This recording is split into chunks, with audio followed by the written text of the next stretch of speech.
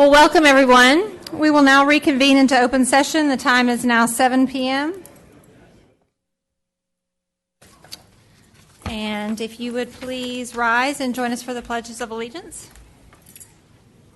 I pledge allegiance to the flag of the United States of America, and to the republic for which it stands, one nation, under God, indivisible, with liberty and justice for all. Honor the Texas flag. I pledge allegiance to thee, Texas, one state, under God, one and indivisible. All right, well, once again, thank you all for being here. Mr. Miller cannot be with us tonight. He's traveling for business, so we'll miss him. All right, so trustees, we need to consider items discussed in closed session. Do I have a motion? Ms. Sheffield, I make a motion to approve all personnel recommendations as presented by administration. Thank you, Ms. Duke. Do I have a second? Thank you, Ms. Cox. I have a motion by Ms. Duke and a second by Ms. Cox. Is there any discussion? All right, all those in favor? And that is unanimous. All right, now we will move on to the fun part of the evening, our awards, recognitions, and presentations, and I will just turn this over to Dr. Rogers. Thank you, Ms. Sheffield. I'd like to ask that Coach Grenier, the Hebron cross-country coach, come up with his girls' team. He's going to talk about Nike Nationals.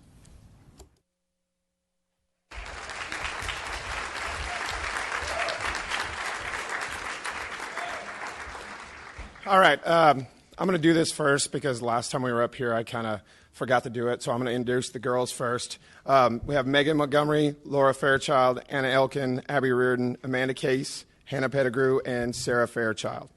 Okay. Post state meet in cross country, they have a thing they call Nike Nationals, where if you qualify at a regional qualifier, you qualify for the national meet in Oregon. Nike sponsors it, and they put it on up there. So we have a South Regional, which includes Texas, Oklahoma, Arkansas, Louisiana, Mississippi. You have to finish in the top two teams to qualify to go to nationals. We were able to win that meet, to qualify to go up. Then when you go up to nationals, you're competing against teams from obviously the rest of the country. When we went up there, we were able to run very well. We wound up getting eighth out of 22 teams that qualified to go. Basically, the eighth best team in the nation. To kind of go along with our state championship. So we just kind of built on that and went forward. So what we did. Thank you. Congratulations, Coach. Help me. Amanda.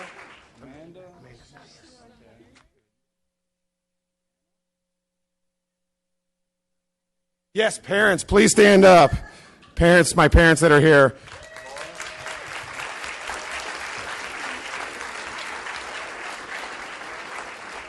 They're the ones that have to get up early and do all that stuff and put up with me. So thank you very much.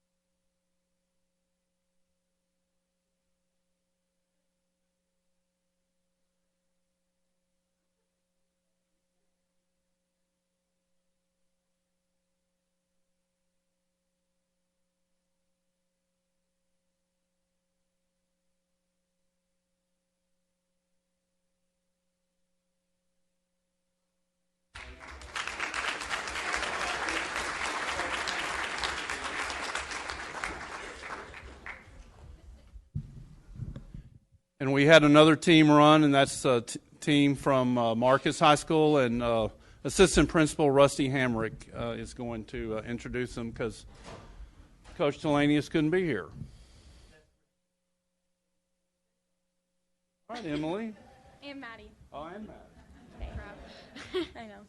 Hi, we're the Marcus Cross Country team. We are very grateful for everything that we have accomplished this season, including our Nike Cross Nationals trip to Portland, Oregon. We're one of 22 teams in the nation to make it to this meet, and we're the second team out of the South region, and we're the first Marcus girls cross country team to make it for Marcus. And say your name, Madison. Say your name. I'm junior captain Maddie Reed. I'm senior captain Emily Jaycock. This is junior Peyton Brown, junior Ashton Hutchison, freshman Emilia Ferreira, and Miranda Vosh, who's also a junior. And not here tonight is freshman Quinn Owen.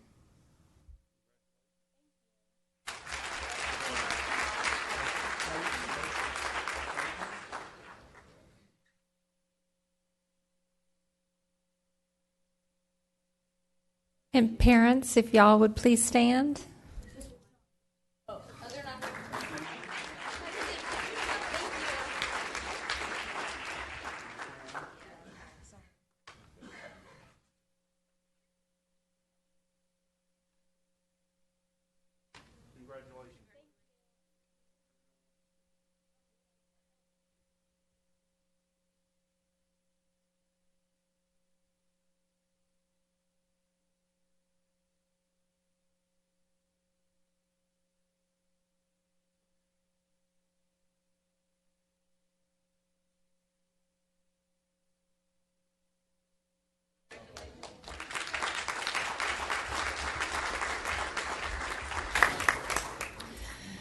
Now, parents, we would love for y'all to stay, but you're welcome to join your children in the lobby.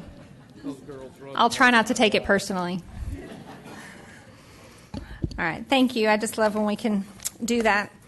Okay, next we will move into our open forum to hear requests to address the board. Persons desiring to address the Board of Trustees must fill out a speaker's card prior to the meeting. No presentation shall exceed 3 minutes. The board cannot deliberate on any subject that is not included on the agenda. If you have not been with us in the last several months, our procedure now is that you will hear back from the administration for your comments. There will be no exchange, but we do want to try to follow up with you. So know that you will get a response within, I think, the month is how we've usually handled it. So, okay, first I have Jenny Prosnick.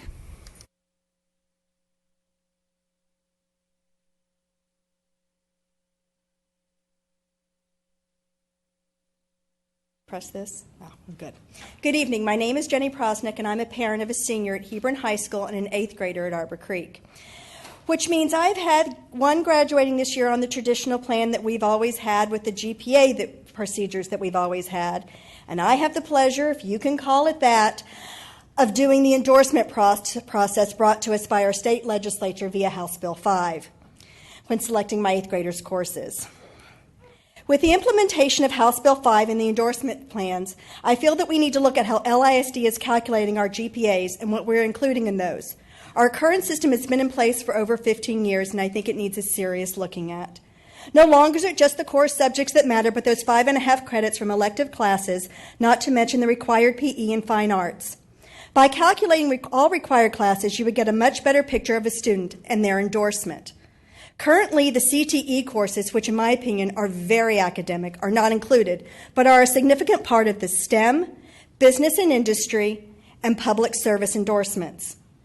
We are not doing our students justice by requiring classes and then not using the grades in those classes towards their GPA.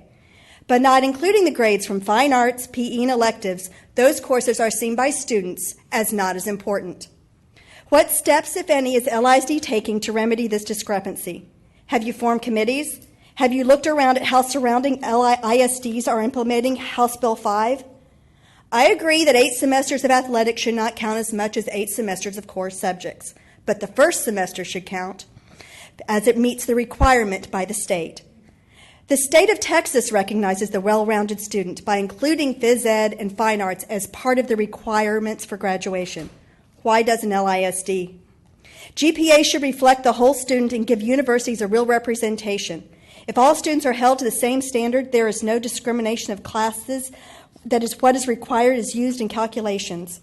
I kept hearing that it's not just your GPA, but how well-rounded you are as a student. Our GPA should reflect that. Several of our surrounding districts, Frisco, Plano, Prosper, Highland Park, and Capel, use all the courses, with exceptions for driver's ed, student aid, and correspondence classes to calculate a student's GPA. These are the same districts that our students are competing with for local and national scholarships. I fear we have put our students at a disadvantage as those scholarship administrators are not comparing apples to apples. As the incoming freshman class of 2019 enters the halls of some of our beautiful ninth grade facilities, I feel it is time to revise and look at GPA and how it is calculated to better serve all the students of LISD. I thank you for your time. Thank you. Seconds. All right, next we have John Baker.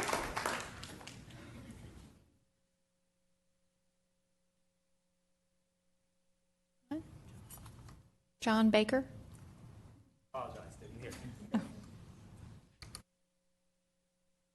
Good evening. My name is John Baker. I'm a parent of 2 girls in the district. Tonight I am here to speak about the softball field conditions at Hebron High School. If I may approach, and I'll continue talking while I approach to save time, but I do have some handouts for the board members. Is that okay?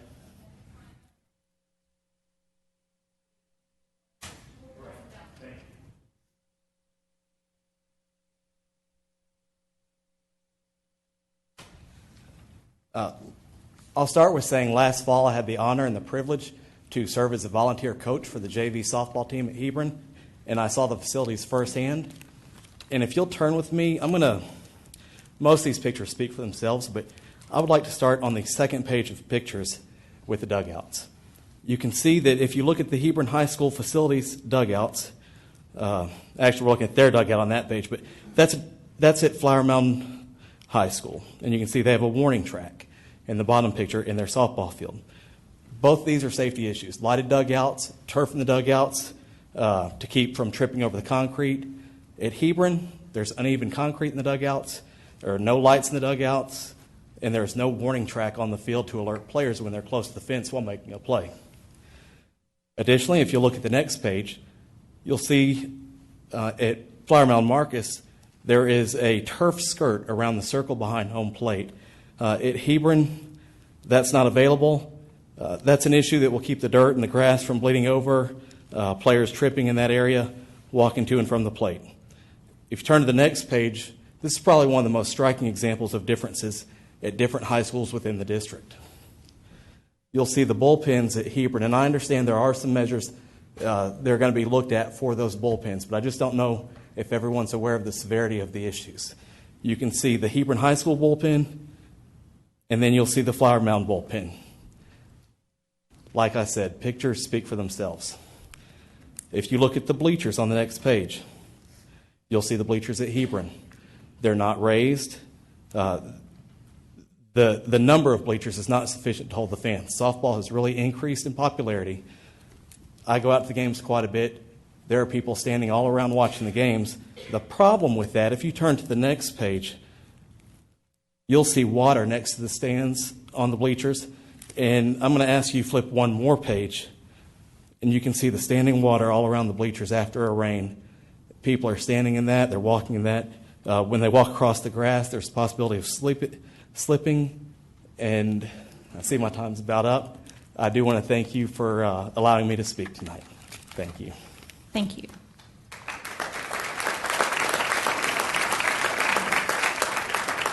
Next, we have Renee Webb.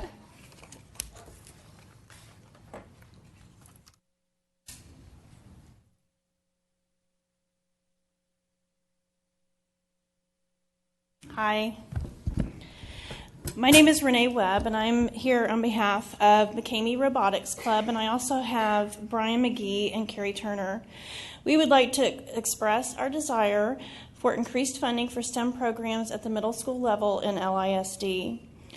Our McCamey Robotics Club started with 6th, 7th graders last year doing First Lego League.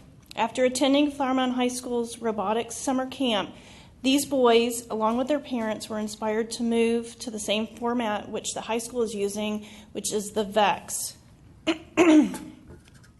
Now, this year, the club was opened up to all middle school students at McCamey, and we grew from 6 students to 46 students in 1 year. After attending or competing in 2 competitions, we have 2 trophies that look like this. And so we've got 2 teams of 9 children who have won at these competitions. And they are qualified to go to Iowa to the national competition in Council Bluffs, Iowa. They also have qualified to go to the regional competition in Greenville, Texas. I'm going to give the rest of the time to Brian. Thank you for your board's time. I just wanted to reiterate what Renee has said and maybe explain it from my perspective, which is last year it was 6 kids and their families working, investing in their own kids. And this year they've really opened that up, and now it's like she said, 46 kids, and it's just been a tremendous opportunity. I don't know that I know that there's an amazing amount of work that's gone into it. I don't know that it could be like duplicated, but it's just something kind of magical that's happened, and we'd really love some support and a little bit of nurturing for this from LISD. Okay. So the Lego League, just to explain, the Lego League is an entry level, and then this year the boys decided to completely and the families decided to completely forego everything that they learned last year and start a whole new thing so that they would be prepared for high school, so that they would be ready when they come into the high school to compete. The high school already has a really renowned robotics club, and this just even fortifies that even more. And a lot of the people that look at STEM and developing it really love the idea of getting it started early, and this is exactly what we're doing here. Thank you so much. Thank you. All right, and now we have Julie Fowdy.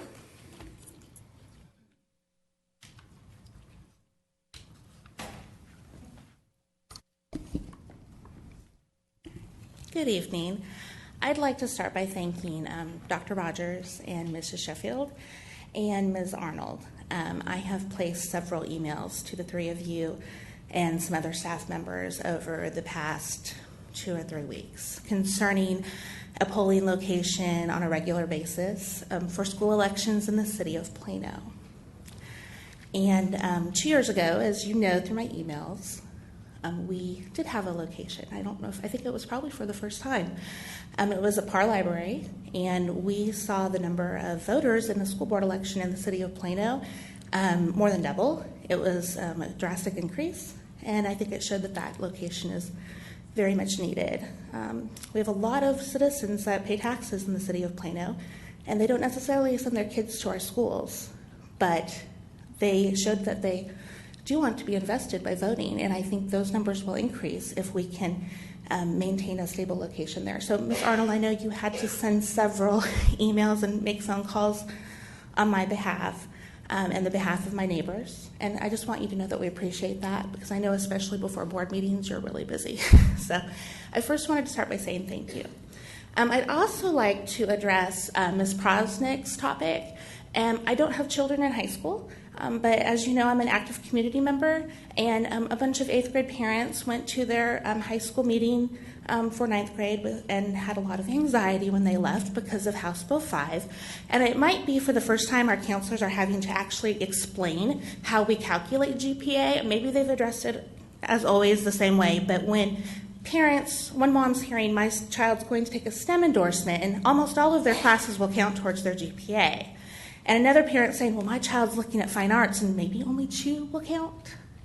They're starting to ask a lot of deeper questions, and then they start to call around to other area school districts and put 2 and 2 together and go, well, why don't we calculate our GPA like everyone else?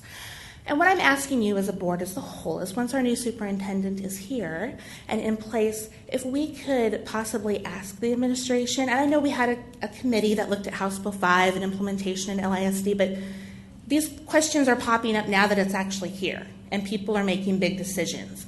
So if we could ask the administration to eventually look at that again, especially concerning GPA and class rank.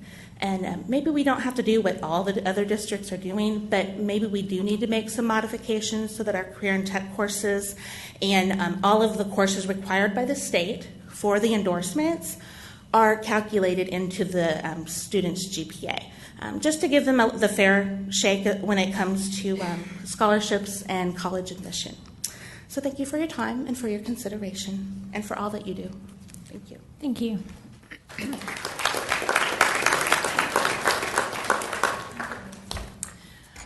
All right, we are now moving into our information items. These are items, for the most part, I think all but one, are items that are before the board for the first time, and we'll move through a 3-month process where we will have discussion on them the following month. So we will kick off our information items with the Dr. Riddell and our College Street response plan. Madam President, board members, Dr. Rogers, it is a privilege to be able to represent College Street for you. As you know, College Street has been in improvement required, and at the end of last year, they missed coming out of this by 1 point. Since then, the TEA has assured us that when you are in improvement required for 2 years in a row, that you have to create a reconstitution plan. So what this means is that we have staffing determinations, and we also have campus redesign items to take care of. So in staffing,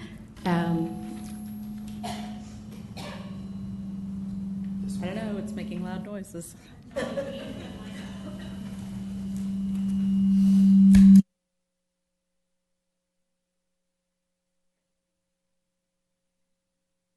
So staffing determinations. There are two groups of people that are particularly examined. One would be the principal. If the principal has been in the principalship in that school for those 2 years, then that person would have to be removed.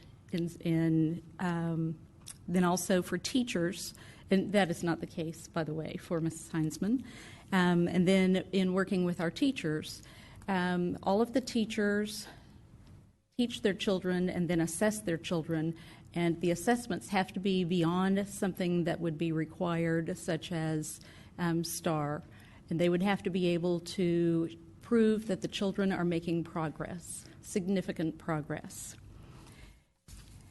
The campus redesign requires several elements: rigorous and relevant academics, personal guidance and attention, high expectations, curriculum and instruction changes, parent community involvement, financial commitment, structural or managerial innovation, and sustained professional development. And so the campus, along with the professional service provider and the district coordinator of school improvement, have been working collaboratively, and they are going to present their reconstitution plan to you next month so that you can have discussion, and then we will ask for you to approve their plan, if it's so is what you wish to do, so that they can turn all of their information into TEA. They are making quarterly reports to TEA, and so they are constantly measuring where the children are and where they need to go.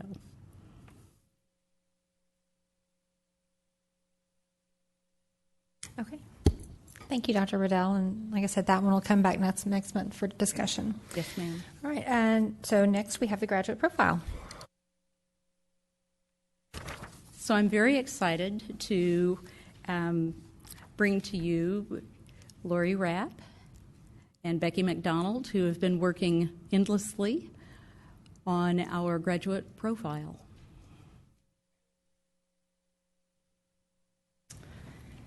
Good evening, President Sheffield and members of the board, Dr. Rogers and leadership team. We are excited to be here this evening to share the work of the committee that's been working on the graduate profile. You have at your seats a draft of our work, and we will be talking through pieces of that this evening. The impetus for working on a graduate profile is the strategic design goal that says that we will have a lifelong learning campaign for all of our students. And in order to create lifelong learners, we want to be sure that our graduates are having the skills that they need to be the learners that we want them to be. And we have several members of the committee here with us tonight that are going to share the work. I'm going to ask them to go ahead and stand at this time so we can recognize them, and you'll get to hear from different members this evening. But y'all go ahead and stand up. Oh, yay. Thank you.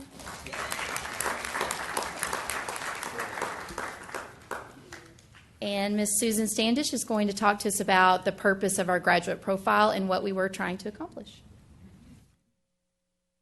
Good evening. I am a Director of Special Education Services here in the district. I've been in this position for the past 12 years, and I was very grateful to be a member of this committee. The purpose of the graduation profile committee was to define the most important skills, attitudes, and habits of mind that students will have when they leave LISD. The committee was very careful to take into account the individual strengths of each and every one of our students. Not only did we want this definition to be achievable for all students, but we also wanted it to be important for all students. In this definition, we wanted to make sure that the words in our definition could not only be observed in classrooms, but also observable in student work.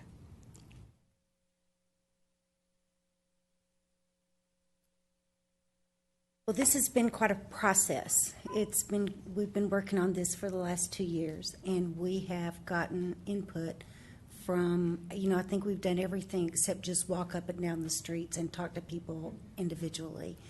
This committee has been in different forms. We've had input from teachers, from parents, from community members, from business leaders. This committee, there was a group that actually surveyed business people. It was difficult to get business people that would commit to actually serving on the committee because of the amount of time that was involved. But we did work with the Superintendent's Business Advisory Committee as well, and did surveys of parents and community members, of graduates. We sought input from as many people as we possibly could. The Superintendent's Business Advisory Group had representatives from the following businesses: the Lewisville Chamber of Commerce, Presbyterian Hospital in Flower Mound, Dr. Pepper, Rent-A-Center, Baylor Health, Greater United Way of Denton, Nebraska Furniture Mart, and M-Thinks. They were very interested in this project. We visited with them twice. There was much discussion over students persevering, from not quitting, from picking themselves up and continuing to work hard. Much discussion about leadership. And while we decided that maybe leadership wasn't the skill, that maybe having the attributes of a leader was what was most important. So we did, and if you look at the skills that were defined, those are qualities of being a leader. So while not all 27 members of our committee could be with us tonight, we do have, as we said, several members here to talk to you about the process that we followed. And we wanted the committee to really have strong teacher representation on it, because we know that teachers in the classroom are going to be the ones that implement these skills and that work with our students to help them be the learners and the graduates that we want them to be. So basically, we have a few members that are going to come talk to you about our process and what we accomplished at our meetings. And Mr. Joel Leader from Hebron 9th Grade Center is up first. We began our work in May 2014 with our first meeting, and at our first meeting we defined what our graduate profile, what the purpose and the goals were, and then set out the work that we'd be doing over the next year. At our first meeting, we divided into 4 subgroups to gather information from the business community, from parents, recent LISD graduates, and then also from the research literature that we could find. Then we came back a month later where the subgroups developed those surveys of those important community groups, as well as reviewing some of the research literature that we found.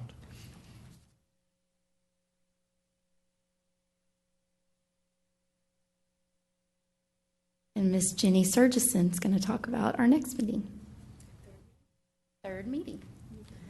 So at our third meeting this past fall, we got back together in our previously defined groups and looked at the data that we were able to collect from our surveys for the business community members and our business community, the graduate surveys, and some research information. And in our defined groups, those 4 areas, we kind of looked at all of the data that was collected and was trying to determine what was rising to the top. What were the biggest areas or skills or traits that were being identified from those surveys?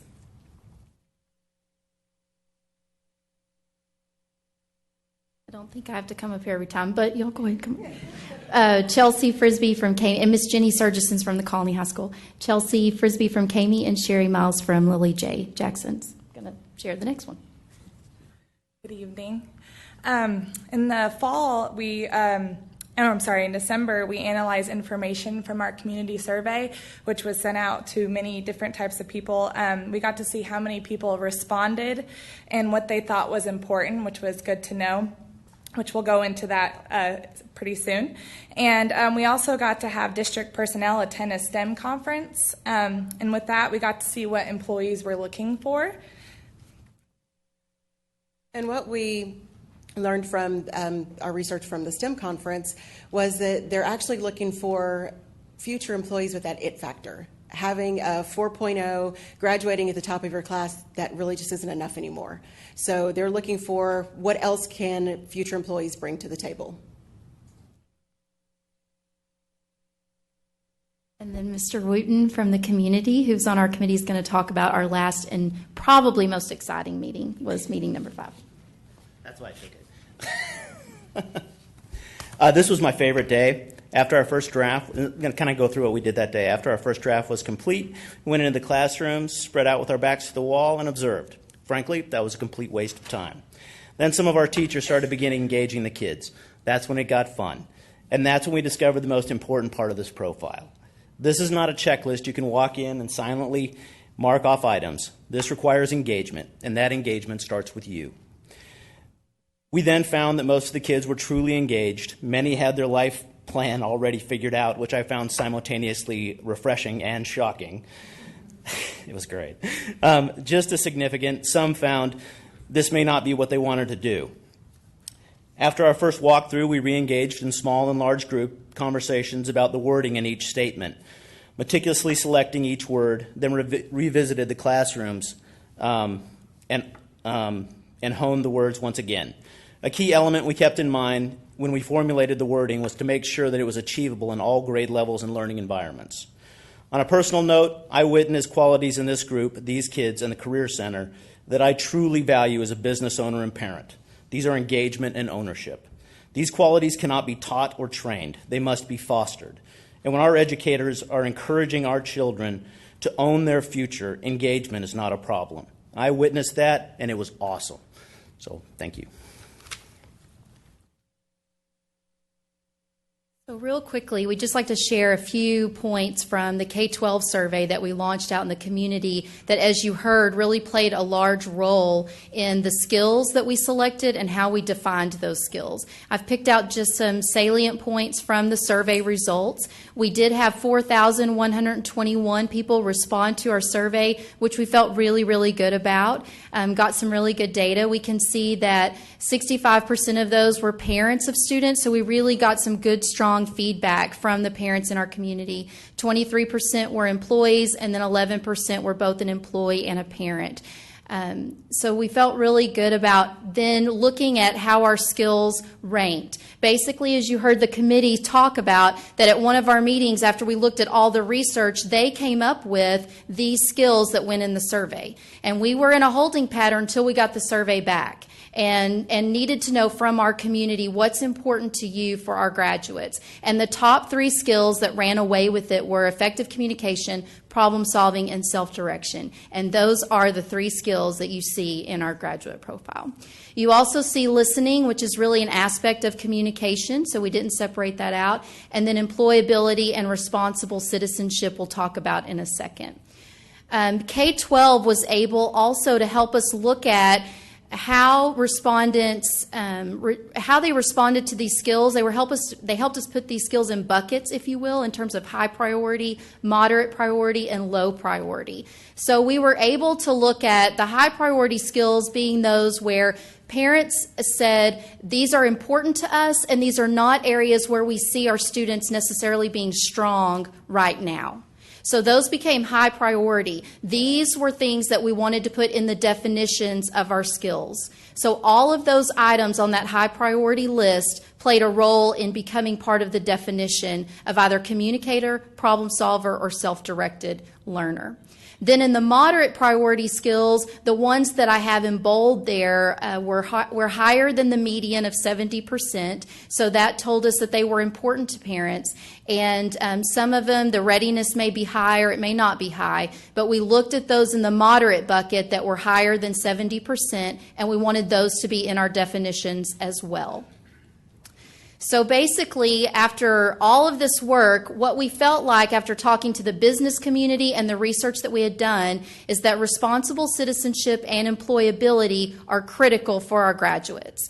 But they aren't just skills. They are the larger context of what you're going for. So if we're going to have a graduate who's able to accomplish the LISD vision of creating their own future, then we have to be sure that their skills make them responsible citizens, ready for their careers, whatever those may be, and also ready to achieve their aspirations. That aspiration piece is directly connected to the vision of our strategic design. So this is the larger context for our graduate profile skills. So I'm pleased to say that we were able to work in all those top 6 skills between this visual of what we're trying to accomplish and the ones that we selected for the definitions. And at this time, Debbie Roby is going to come up and talk real quickly about our effective communicator definition. I think she picked the person that can talk the fastest. I must say that I had the opportunity to work with some outstanding educators and community members, and this truly was a very, very productive day, but a very tough day as we started to think about what communication really meant and means to us and our students. And so we struggled a lot with words, words like presentation, text, PowerPoint, Prezi, those kinds of things. And really came to the conclusion that our students, as they go out into the work world and into our global society, will really have to match their communication to the specific audience to which they're speaking or listening or interacting with. And so therefore we landed on this word medium. And the medium for us was very interesting as we walked career centers and other classrooms, because a medium could be a graph, a map, a chart.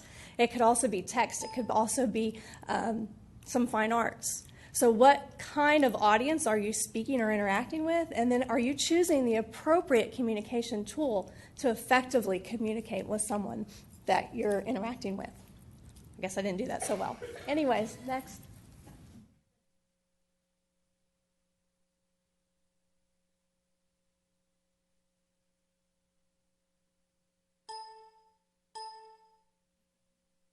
We froze it. It's problem solvers. So as Debbie said, we were in our small groups and we were looking at trying to create the definition of these three terms. For example, this problem solving. We began our morning really looking at that definition and some canned statements. What does it mean to be a problem solver? Then we kind of circulated, did a little gallery walk and looked at each other's definitions, offered suggestions or I wonder if kind of statements to see if we needed to make any changes to that definition, reworked it again, and came up with big ideas like the confidently make judgments. And what does that mean for us, for our students to be confident when they make their judgments, that they are prepared and ready, have the skills that we have helped them learn and acquire, and make those judgments and persist when faced with something that's challenging, and not just to kind of give up and not continue to try, but persist and work through those challenges and obstacles. The can statements that we have down for the problem solving, I like the last one. That kind of gives us a whole process of what we're looking at. Develop, you're going to start with something. You're going to develop, you're going to create, and then you're going to implement those solutions to solve the problems. And those can statements are what we hope to see when we walk classrooms, or what we hope our students are going to have when they graduate from LISD. Thank you.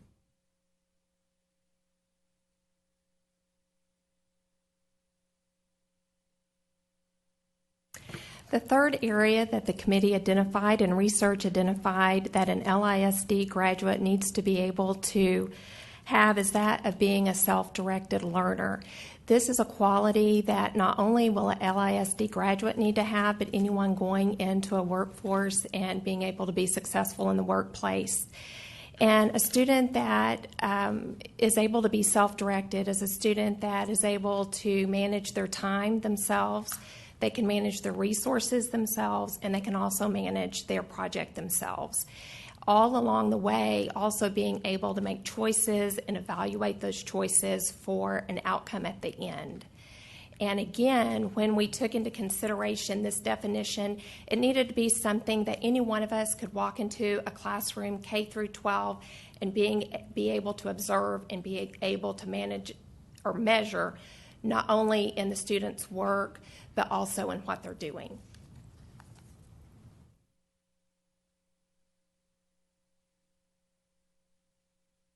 So at this point, our next steps would be partnering with communications and working on communication tools that are specific to elementary, middle, and high.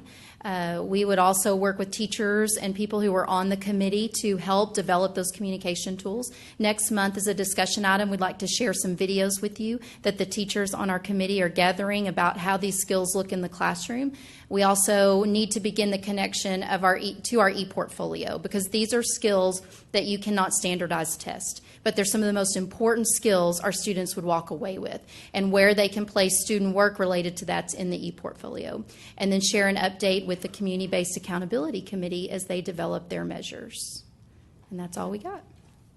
All right, thank you so much. We look forward to discussing that next month. All right, next we have Instructional Materials Proclamation 2015.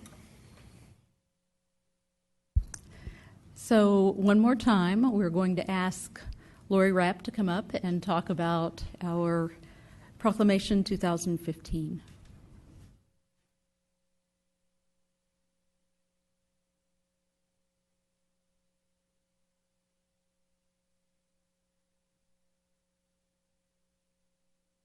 Okay. Happy to be back up here and switch gears for a few minutes.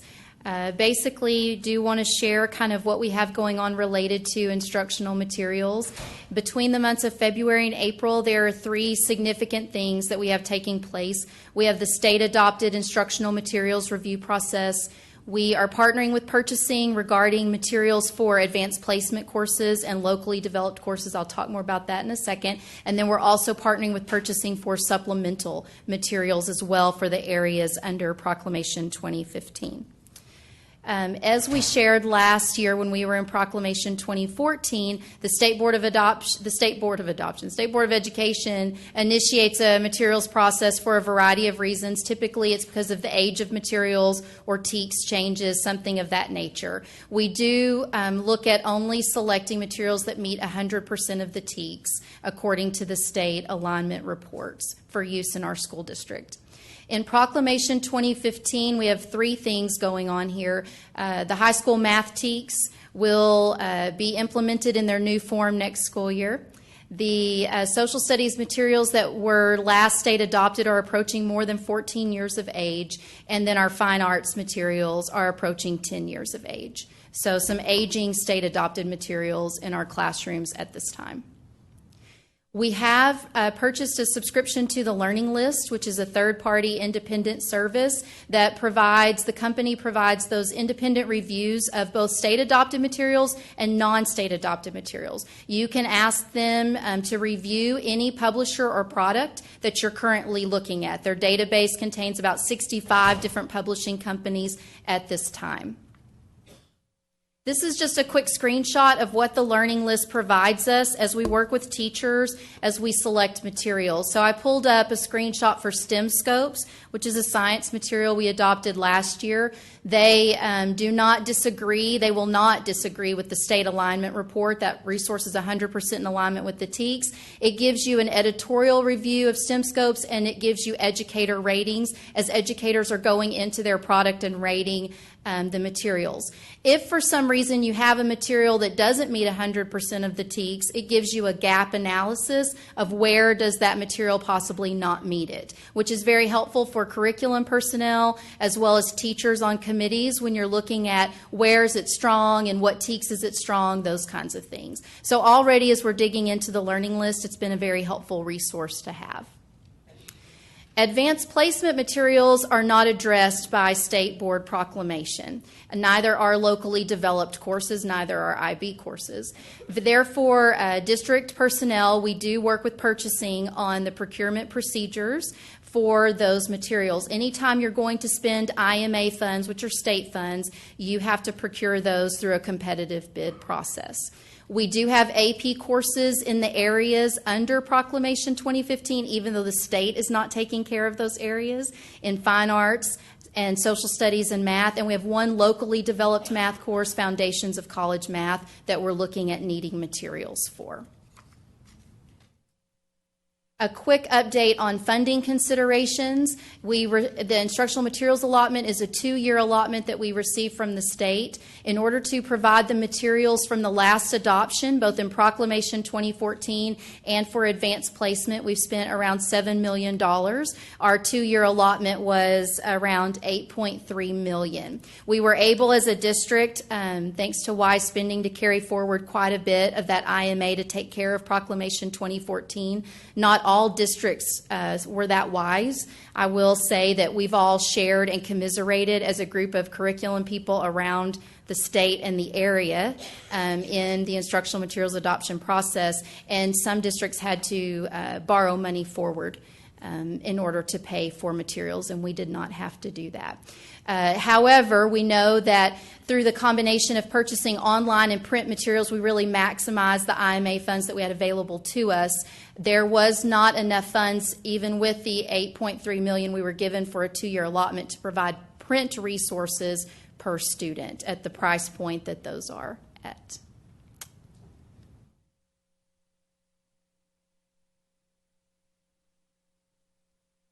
There we go. And just a quick snapshot again of our process. It does begin in September, last all the way through April. We do meet with leadership team to go over our processes and procedures at the beginning of the year, as well as to debrief past experiences with instructional materials. And then November to February, you're really looking at getting your teacher teams together, reviewing materials, attending any possible ESC presentations where you can go see materials there as well. In January, you really prepare and gear up for the community review. And then by the beginning of February, we're ready to be here. We've launched our website, instructional materials website, with online feedback form for parents. We just completed our week of in-person preview at SSAB. and our teachers will continue to work and analyze materials. And then our goal next month would be to have teachers come before you from those teams and share what they're finding, and then in April be ready to present an action item for you with those recommendations. And then by May and June be ready to order. Ordering is dependent upon the state system being ready for that as well. And then, so next month we'll be back before you again, and then in future board meetings we'll be seeking your approval for state adopted materials, AP materials, and supplemental materials. And that's really all I have. All right, thank you. All right, next, Dr. Burdett, we have financial forecast for 2015-16. Everyone's exciting topic to talk about the budget. Well, as we've done in the past, we have our first look ahead for what we start modeling on our budget assumptions to get ready for the 2015-16 school year. And a couple of things to note about the information that you have. Number one, the numbers will change. Number two, for the sake of doing the forecast, we hold the expenditures constant at the same level that they are in 2014-15. That's a bit contrived, but we don't have any department budgets in. We don't have any basis for adjusting those numbers yet. What we do try to do is take a look at the revenues. Our three drivers for our revenues are our numbers of students that we project, our increase in taxable values, and our collection rate. And you see those assumptions that we lay out there. We're showing a very modest growth in students of not quite 200 students. We're modeling, at least for the sake of this initial forecast, a 4% growth in taxable values. You may remember that in last July, when we got our certified tax rolls, we grew at 9.8. Now, the impact on the projected budget, and we look at if you go to the bottom line like most of us do, is not very attractive, $33 million deficit. However, there are some things that we would call your attention. We're already ready to project for the 14-15 year that we're going to receive an additional $5 million in revenues that we did not budget for, so we were conservative there. And we're already projecting at least a $5 million savings on our expenditure side. So we already have a net change of some $10 million to the good for the 14-15 school year. So we have, as you know, as you've come to expect out of us, maybe not gladly, but we're very, very conservative. And we usually would rather give you the bad news and then hopefully and let it work to be better as we go along. So we've given you on the third page a scenario of what happens if the taxable values increase. And so as you see, if we were to get in the range of where we were last year, there are no assurances that we will at this point, but if we do, then you can see the impact, what that would be based on this model. And then we also give you that by revenue source on the next page in a graphic form. A couple of caveats. We are basing the state revenues on current law. We know that the legislature is in session, and we anticipate that something will happen, and that something could be a wide range of alternatives. So we've seen some state budgets that would runs that would show us increasing by as much as $12 million. Where we'll end up is still speculation at this point. And then finally, at the very end, we give you a budget calendar. We've included 2 budget workshops in there, one in June the 1st and one on the first Monday in August. And we're hoping to find a day, perhaps in early March, that we can also, March 3rd, that we can also have a budget workshop and kind of bring this a little more information. We don't anticipate having a lot of movement on on what the legislature will do, nor on our taxable values, but we do have a few things that we would happy to discuss in detail. Two more things to note is that we, in this budget, does not include any assumptions about staff increases in staff through either the staffing model or program adjustments, as you reviewed at your with the recommendations from the reports that you got the other night from the gifted and talented programs. Those are not included in here, nor have we made any assumptions about possible or proposed pay raises. Thank you, Dr. Burnett. Board, this is an information-only item, and it will not come back. However, we are having a workshop March 3rd, but if you need to ask any questions at this time, you can. So I don't know if anybody has any questions right now. No? Okay. Thank you, Dr. Burnett. Okay. Well, you're not done. So next is summer hours for 2015. Thank you, Ms. Sheffield. As we've done in the past, we just simply bring this as an information only. It's not won't be brought back as action, but we just simply provide information about the projected calendar for the summer. Thank you. Are there any questions about that? Okay. All right. We'll move on. Dr. Brockman and our website review. Good evening. As you know, we have been looking at website options and brought together a group of users of our website, whether it be parents, campus staff, district staff, to look at a couple of options based on some presentations we saw in the fall. And so I've brought Nick Rooney tonight to share the status of those investigations.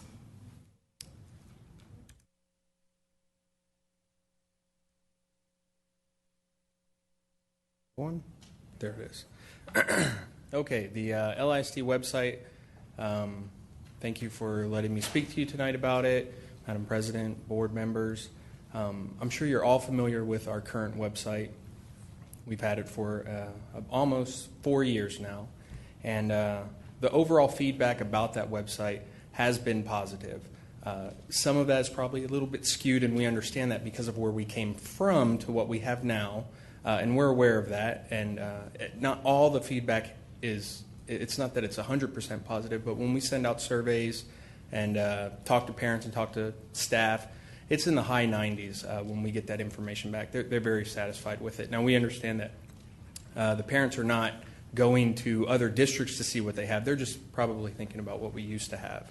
But we do go to other districts, and we do get that feedback, and we hear the challenges that people bring up. And because of those challenges, the Edleo contract, the company that we're currently with, is expiring this December. And so we thought now is a good time to get out there, see what else is out there, take the challenges that parents have brought to us, and see if we can solve some of those challenges. Oh, yeah, there we go. Okay, so one of the big ones that we always get is single sign-on. And the ability to sign on to one thing, one time, and have access to all the other services that a student or a teacher or a parent needs access to is a big deal. This one by far outweighs everything else that I'm going to list here, but it's a big deal now with the way the landscape has changed in the district with digital textbooks, multiple Google sites, Google Docs, these sorts of things. Responsive design is a big deal. That just basically means all the same content on every device. Right now we kind of serve a baby version of the website to mobile phones. And in 2010, 2011, that was a good way to do things. But now most people in certain areas of the district, their primary computing device is a mobile phone. And so for us not to serve all that content to them becomes a big limitation. So we want to solve that as well. Fast, customizable communication. That's a big deal. Parents want their information and they want it now. We're just in I need that information. Please give it to me in the most quickest, most efficient way. The big picture versus meaningful information. This is more of an internal problem, and that's why you have the pictures up there of the microscope and the telescope. we're constantly trying to give parents a telescope to see the big picture of things that are going on with House Bill 5, graduation profiles, these sorts of things. But parents want a microscope. What's going on with my kid? So a quick example is if they have a article that's out about here's the new graduation requirements coming up, and then they have a Facebook link to a class's pet parade, one of those is going to win out because it's meaningful right now. The pet parade normally rules. And I understand that. I have children. I get it. But at the same time, the one that's probably going to have a bigger impact in their life is the graduation requirement. So it's just a thing that we try to work. It's a tricky thing to, hey, this is important information, but we know you also want this information. So big picture versus meaningful, that's a challenge. And then uniformity. One of the reasons we went to the current website is for uniformity purposes. Parents with elementary students and high school students were tired of not being able to find the same information in the same place. It was just everybody had personality to their websites. And that's fine, it's a good thing, but a parent is one of the primary users, and they're calling for that. Now uniformity has started to trickle over into other areas as we have the website, but now we have SchoolWeb, Moodle, Skyward. We have all these other services with different interfaces. It's like, can we solve some of that with a different provider? That led to a testing committee. Last fall, we got together with some key people from technology and communications and some other people in the district and just started talking about these issues that we were facing. How can we adapt to them? And the consensus was, let's reach out to some companies, let's do some research. And I started looking at different companies, and two companies rose above the others, and that was SchoolWires and Blackboard. They're two very well-known companies. A lot of districts around us use them, a lot of districts in Texas and also nationwide. But the testing committee itself was made up of parents, teachers, principals, and district staff. They went to two presentations, one for SchoolWires and one for Blackboard, on separate nights. The parents got to see the first portion for about an hour to see what can you do as a parent or a student. And then the last hour was about what can a staff member do. And parents were allowed to stay so they can see how complicated is this, how long does it take, how taxing is it on the employee to get this information out. Because a lot of parents, they want the information, but they don't realize what a task that is in some cases. And so we want them to know, hey, this is how easy or hard it is. They went to two trial websites after those presentations, and they had a week or so to work with each one to see, is the sales pitch that they gave us at the presentation, is it true? Does it work like that? So they went in those and looked through them. And then lastly, we sent out a survey to gather that feedback from them. And so with SchoolWires, they came out on top in all of these categories. And these are the ones that really focus on the website itself, and so that's definitely a good thing. There were two categories where Blackboard came out on top. That was the mobile app. That's a presentation in itself. I know there are issues with the app. We're aware of them, and we're looking at ways to solve that. So one of the things we did was both of the companies present your mobile app offerings, and so parents can see what other options are out there, how should it work, things like that. And then emergency communication. Obviously, SchoolWires is just general communication, teacher to parent, parent to teacher.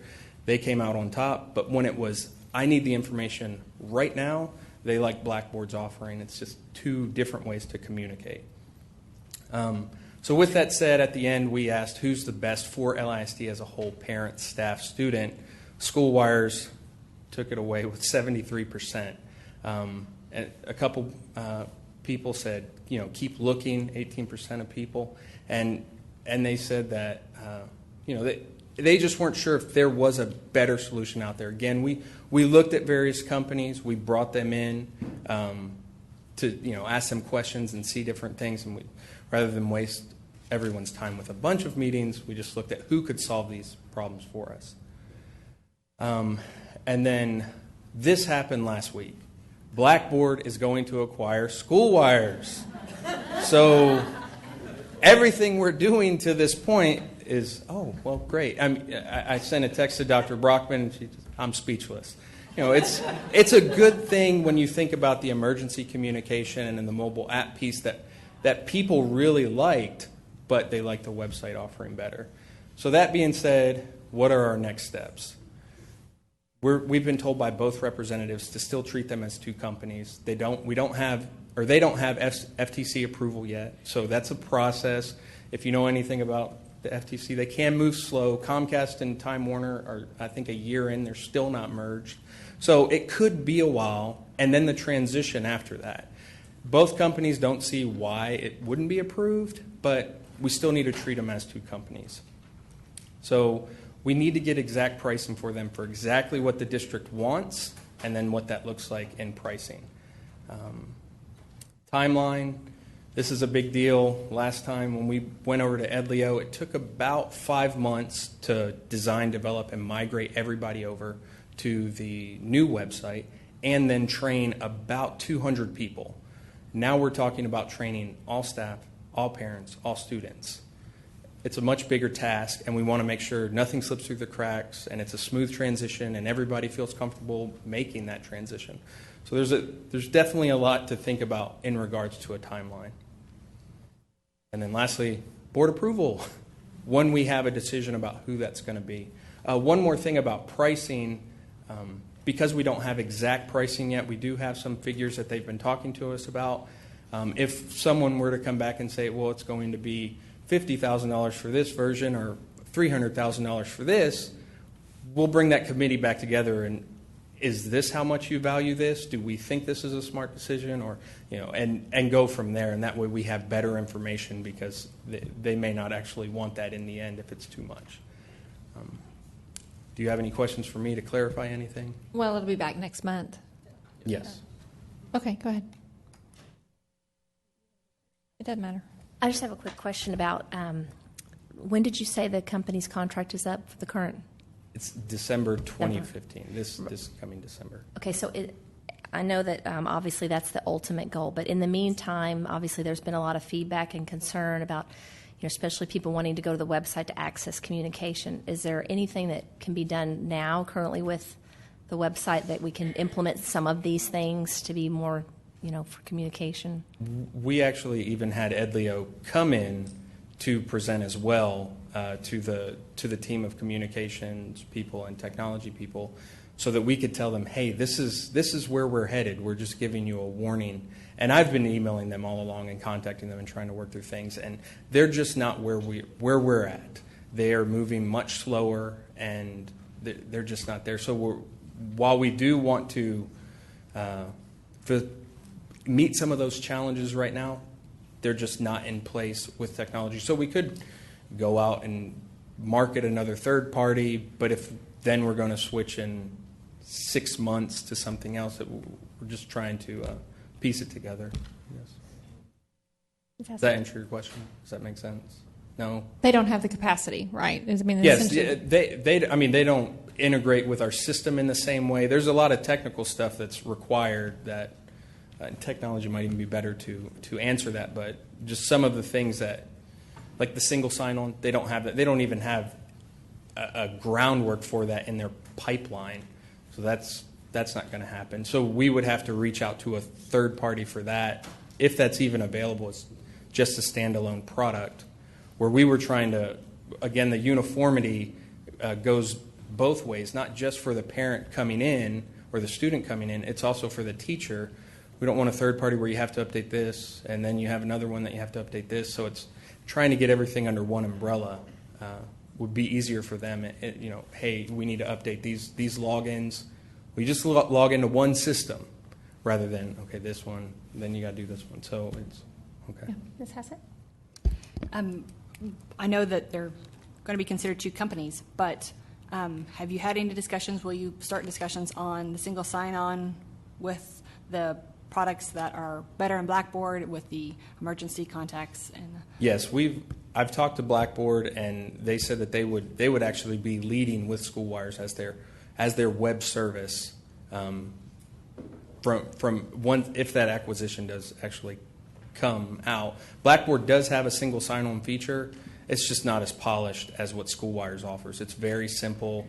I mean, when we were in here for the presentation, I mean, jaws were dropping. They were, okay, that's all we need to see. They were, that's it. But, you know, it's something that people have been asking for. So yeah, the hope is that with Blackboard, it's a quick transition. But again, because we don't, it could be a year from now. And as you can see, this is a little more fluid than we had intended it to be at this point.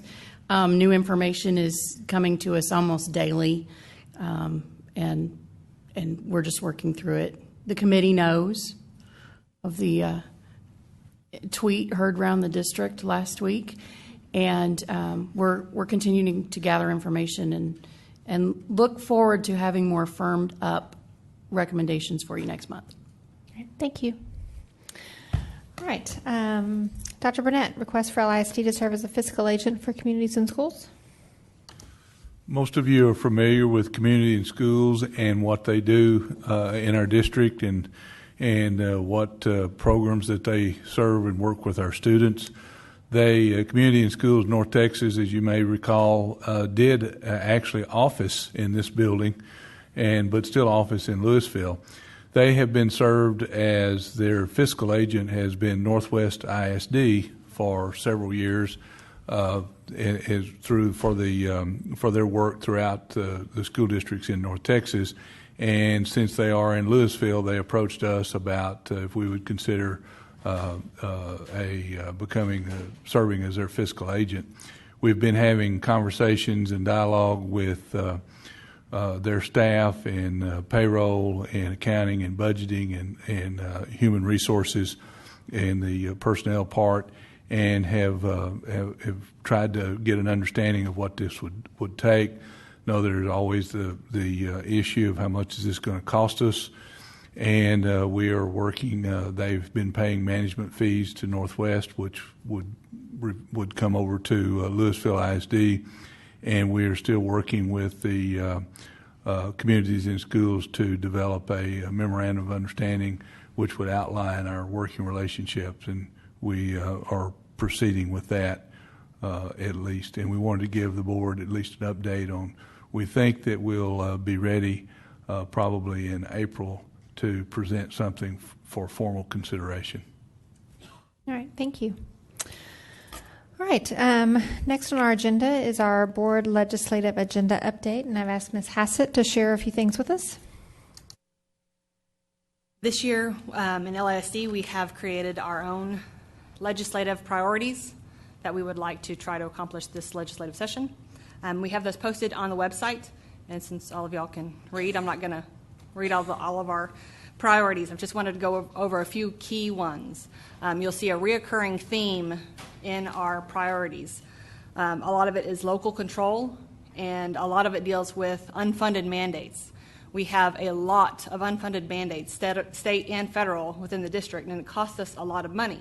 Most of those things we want to do because they help our children. But if the federal or state level wants to mandate them, we think they should pay for it.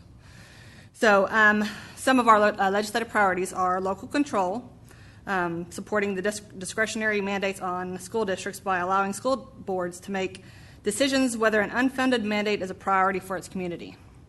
Another one is adequate school funding. We do have a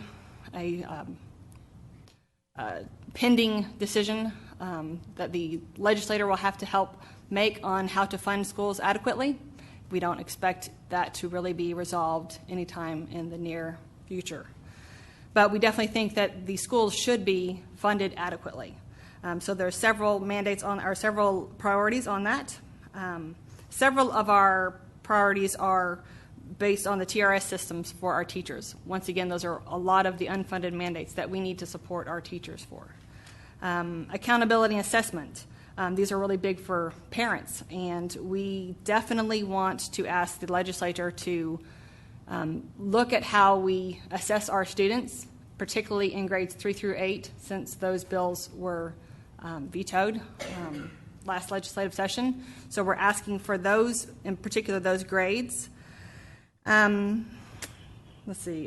Digital learning. A lot of the country. As these days we're going to digital learning, and a lot of the problems we're finding is that we need to figure out a way to adequately fund the digital learning because doesn't have the same seat time or other type of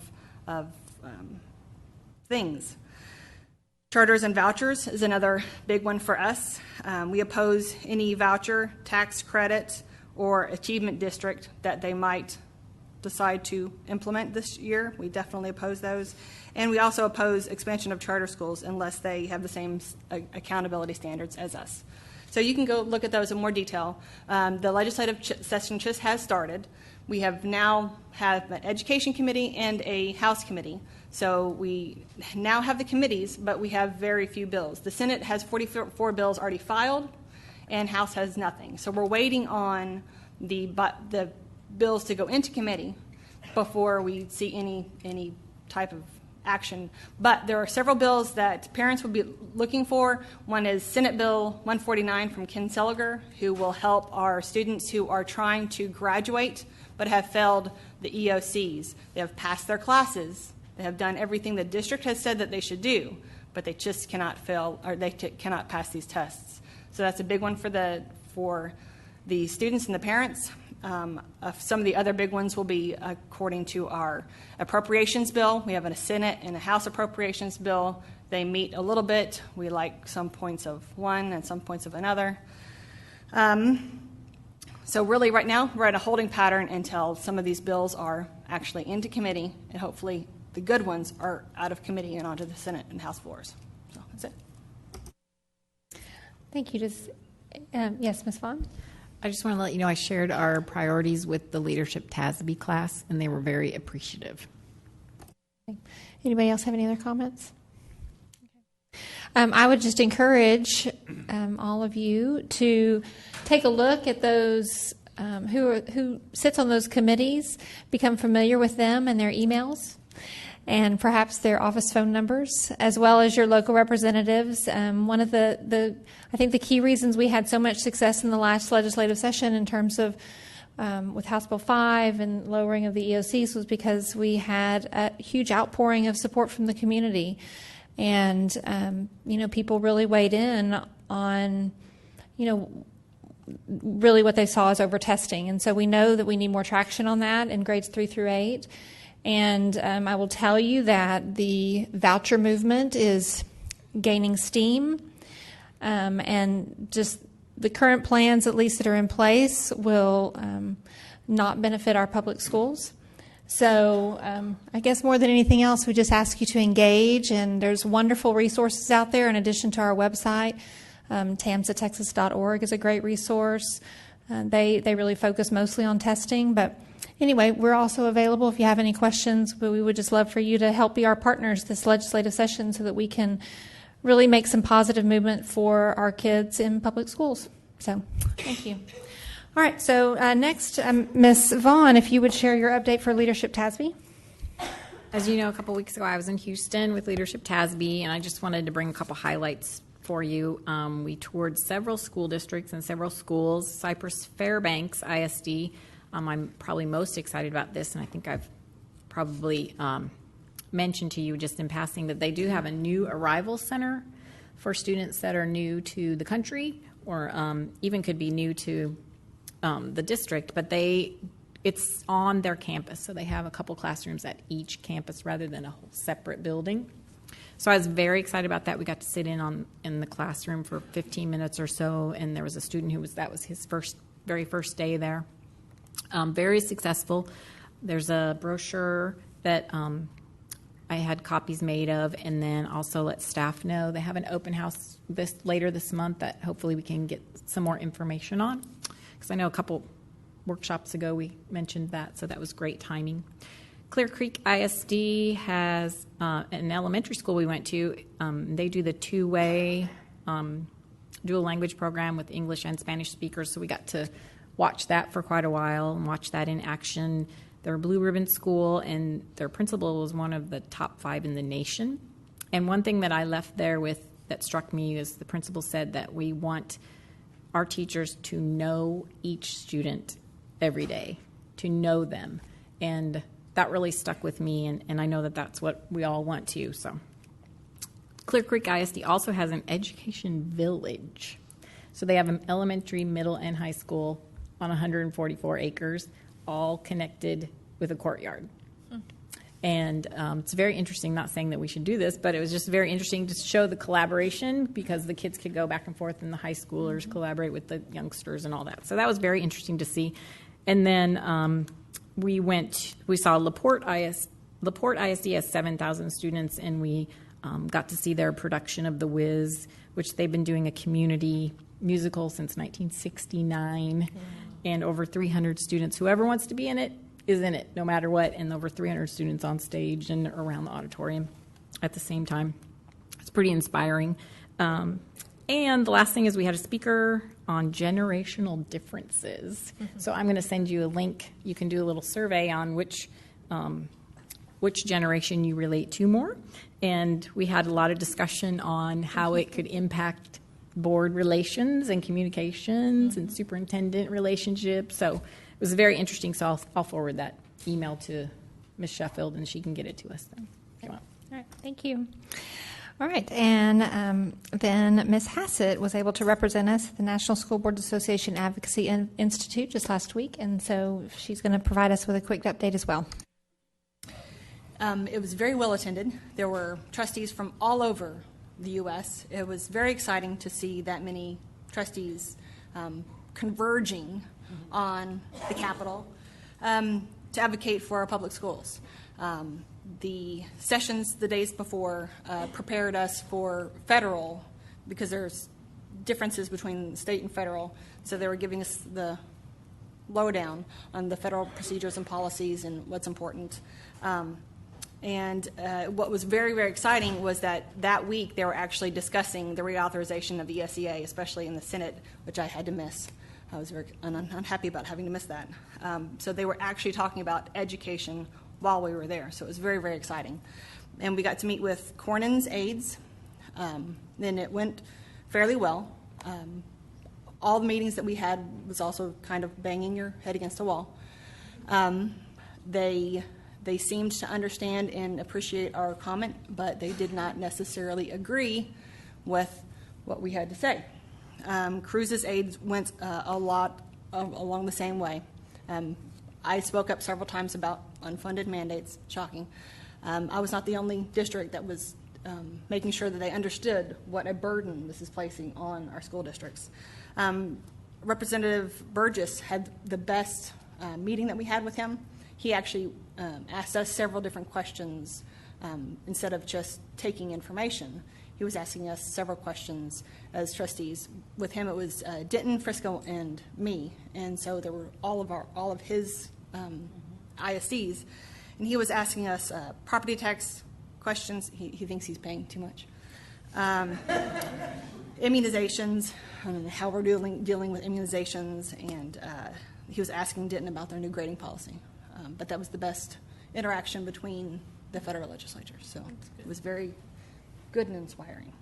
Thank you. Yeah, thank you for representing us there. And that is another one right now. You know, they're talking about No Child Left Behind. So, you know, look those fellas up and share with them your thoughts on No Child Left Behind and the positive impact that's played in our schools. So, or not. Okay. Joking. Yeah. All right. Well, right on cue.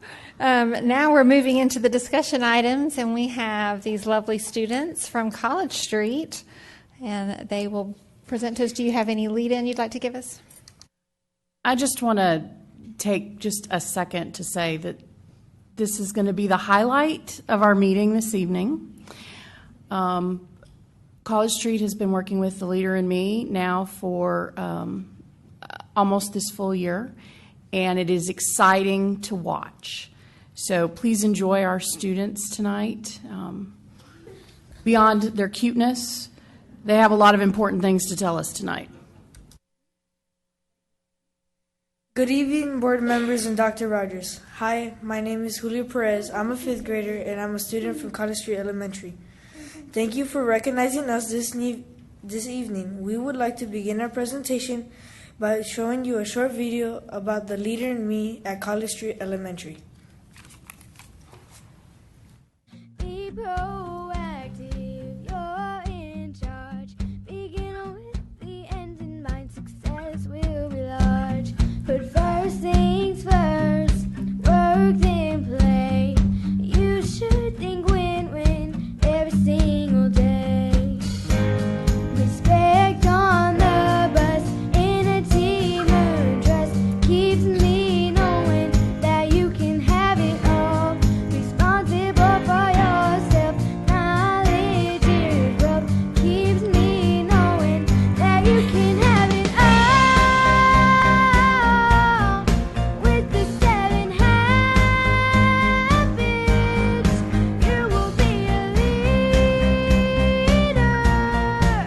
for the rest of your life. Seek first to understand, then to be understood. Together is better, synergize you should. Sharpen the saw, balance feels best.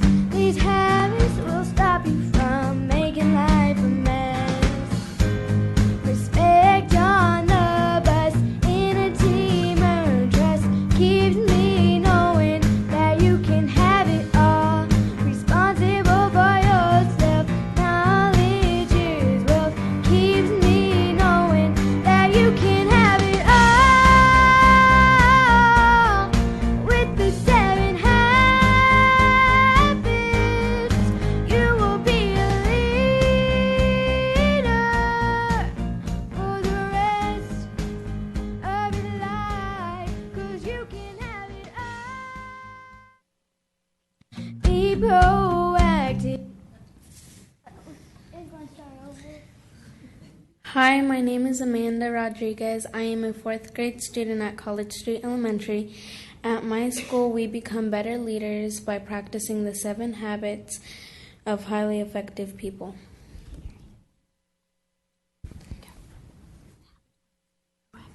Habit 1 is being proactive. I'm proactive when I'm in charge of me.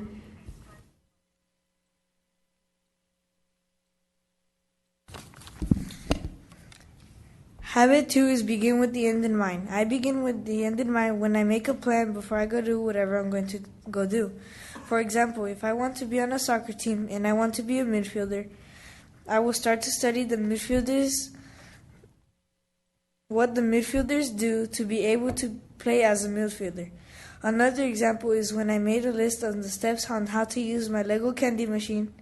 If I could, I would bring my iPad to show you the 10 steps. Habit 3 is think win-win. Is put first things first. I put first things first when I do my homework before I go outside and play.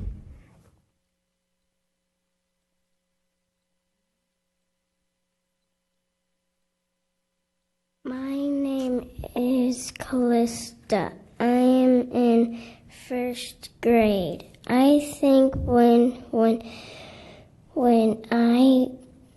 I'm on the playground with my friends and we can agree on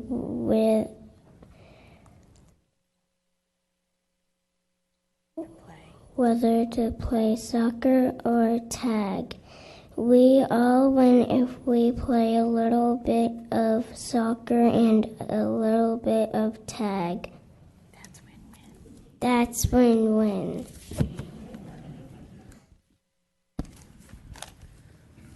Hi, my name is Alexa, and I am a 4th grade student at College Street Elementary. Habit 5, seek first to understand, then to be understood, means listen before you speak. One way I practice this habit is by allowing the person who is speaking to finish before I share my thoughts. Hi, my name is Brianna. I am a 3rd grade student at College Street Elementary. Habit 6, synergize. Synergize to me means helping people who need help. You can also get more work done if you work together and then you have more time to play.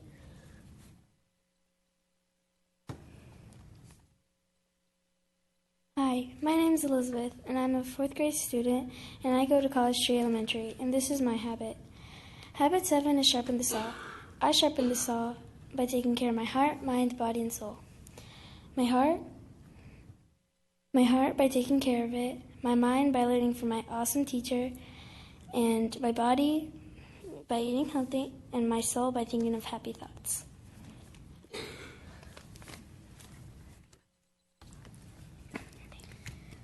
Hi, my name is Mason Kentowski, and I am a 4th grader at College Street Elementary. I've gone to College Street since I was in kindergarten, and this year is different than the past years. This year they started the Leader in Me program, which led to the study of the 7 habits of highly effective people, and also started a bunch of new clubs. I joined Speech Club at the beginning of the year, and Speech Club has helped me find my talent of speaking in front of others. I am thankful for the programs because I have found the true leader in me.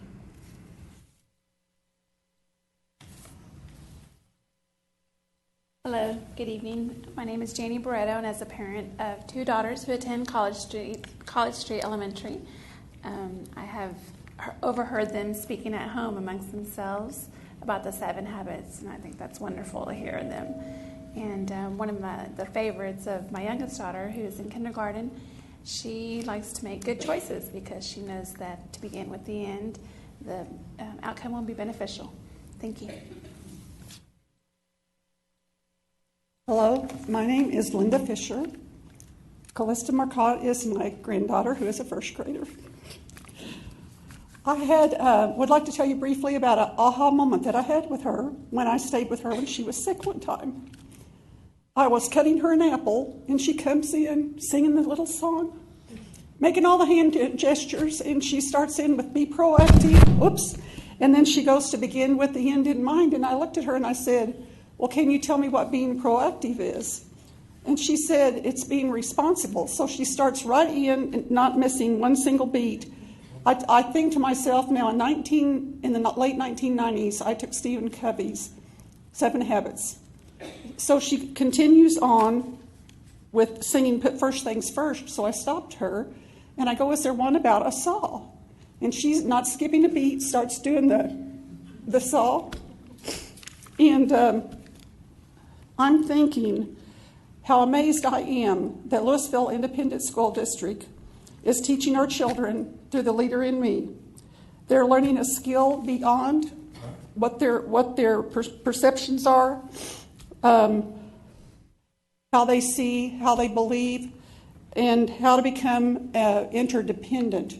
That they're actually learning how to cooperate, how to achieve. It's all about leadership and being effective. And I can see the impact in her because she takes on responsibility. Just tonight when I was waiting to come over here, and I don't live here, so I had to drive in, she took out, it's part of her job is to take out, what's vegetables or something that need to be thrown out on the compost pile. And she says, see, I'm proactive. I'm doing this without even being told. So I can see the impact in her ability to understand being proactive. And also she will take and look at how everybody in the house can rotate in the bathroom as to who's going to take a bath or a shower and who's going first, and figure out how they can all get what they want and have a win-win situation. So I want to say that LSD is giving our children a solid foundation and the skills to carry them through not only secondary, not only higher education, but through their career and through life. And our children are learning how to become successful and cooperative in their lives by continually learning and improving the Leader in Me.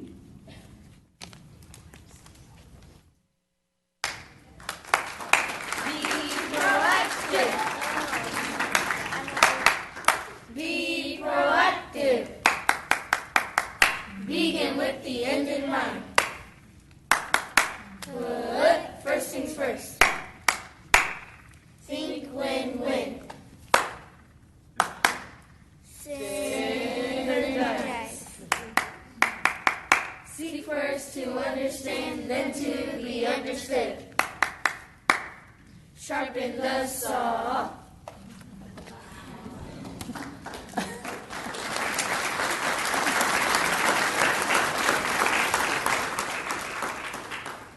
Thank you. My name is Marissa Rick, and I'm the music teacher at College Street Elementary. I'm very excited to be a part of a campus that's implementing the 7 Habits of Highly Effective People this year. I have grown personally and professionally by implementing the 7 habits into my own life, and I enjoy sharing how I've done this with my students. I use the 7 habits as our rhythmic and melodic warm-ups every day with every class to help reinforce them. The students are excited to share with me how they apply the habits in their own lives, not just at school, but at home too. For example, 2 first graders were arguing over who was going to put away the big drum in my class, and they were, no, I want it, no, I want it, no, I want it. And then all of a sudden one of them stops and goes, wait, let's think win-win. You get one side, I'll get the other, and they both carried and put the drum away themselves. And it was a beautiful moment. I did not have to get involved. Loved it. I feel that I have a stronger connection or bond with my students than ever before because we've gotten to know each other's hearts. We go deeper than just the academic level and truly get to know each other. I truly believe that the leader in me has helped to unify our school.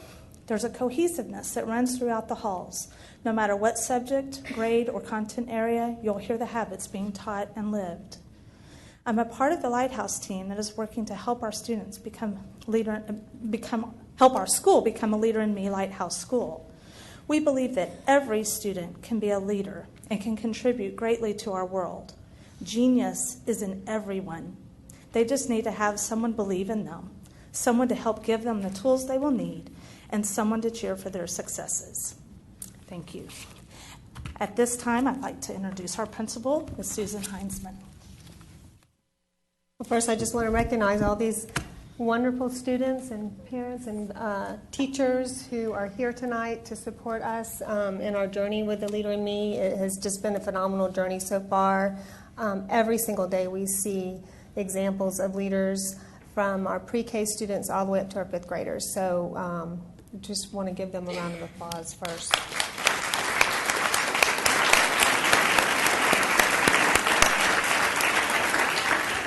Stephen Covey said that leadership is communicating to people their worth and potential so clearly that they are able to see it in themselves. And our teachers and staff are every day telling these kids that they can be leaders. They have the abilities, they have the skills that they are learning that will help them be future leaders.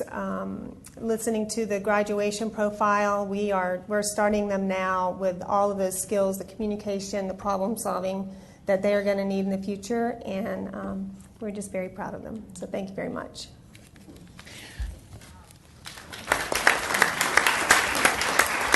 Ms. Sheffield. Does anybody have a question? I just have to say, Ms. Rick is a product of LISD and also went to Marcus, too. Well, you guys are precious. And, oh, yes, can we get a picture of you guys? Can y'all come on up here? And parents. Recognize their parents? Yes. Parents, please stand.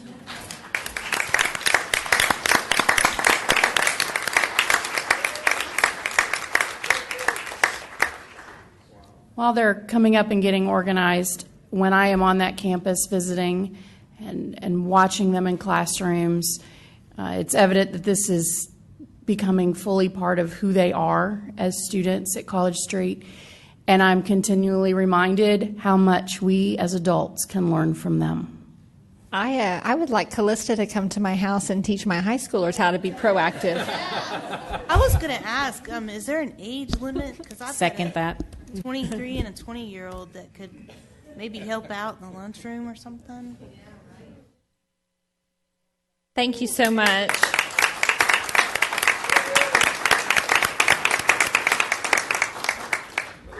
Yeah, you guys were awesome and so well spoken, and you look fabulous. And just really, Ms. Heinzman, we thank you for all you're doing at College Street and really appreciate your efforts and your staff's efforts. They have not gone unnoticed. So we appreciate all you're doing.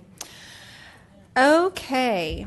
Ms. Sheffield, if I could just make a note, we are cognizant of the time and that there are bedtimes that need to be observed. So please feel free to scoot out. Thank you.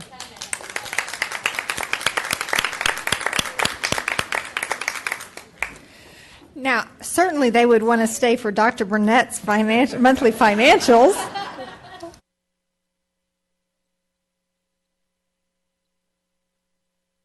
It's whatever yours is. Okay, so Dr. Burnett, take it away.